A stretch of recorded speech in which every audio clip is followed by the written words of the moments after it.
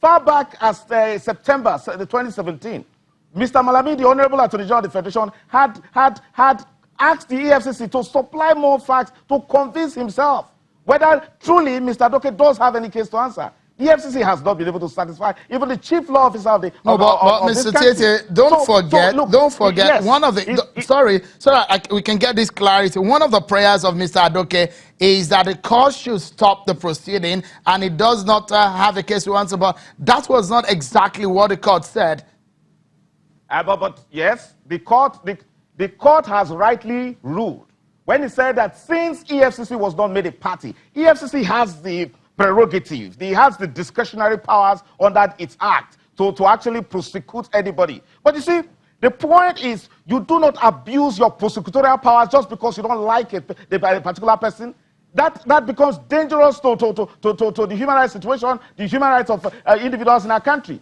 Now, the point is this. The judge, yes, has rightly said it may not have to make that order, but it has also given a very strong persuasive order that even where another court is sitting, a court of coordinated jurisdiction is sitting in a criminal trial against Adoke, it will take serious cognizance of what the court has ruled, that Mr. Adoke in no way has criminal culpability, has any nexus linking facts against whatever he has done regarding those charges. He's on his way to becoming a free man.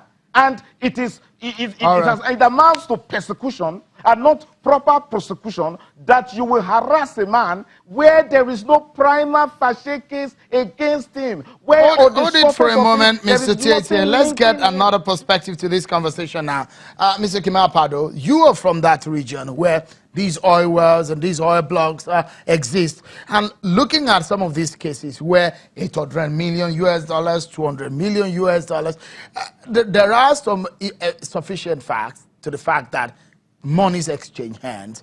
And so they are proving some further cases in court on who got what and who transferred what. And so some monies have said to have been repatriated to Nigeria from some other countries.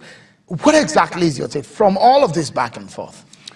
First of all, let me put this in the right perspective. And that perspective is that we must first understand that what we call oil block ordinarily is the ancestral property of a particular people, which is where I come from. That is being appropriated and shared among people like it's the scramble and partition for Africa as it happened in 1882. Now, when you ask me the questions about the cases, I'm not a lawyer, I may not want to dabble into it, but the moral question there is, this OML 245, with respect to Malabu, was issued at the time many other oil licenses were issued. Let me respectfully say, as some say, one other issue was even, one other oil license was also issued to an hairdresser somewhere else, and another one to someone from the north, and the other one from the west. Why is it that it is only this OML 245 owned or associated with Dan Etete that is in question? So I think we should bother more about why they are creating a festival of cases out of this OML.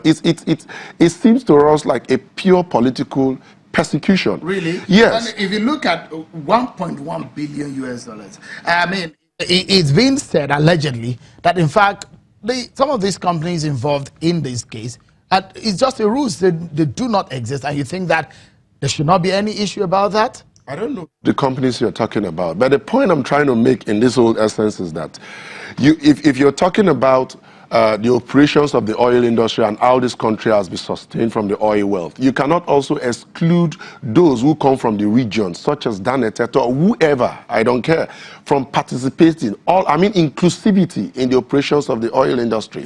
When it's not rightly done? No, it was rightly done. Don't forget that these oil wells were appropriated during the military regime, and they did it in a particular manner that went round and were appropriated in a particular manner that is not different from this particular one. So the question now is, in this democracy, as oppressed as we are, why this celebration of cases against one of the few oil wells that we would have ever desired to our people? Why this constant persecution?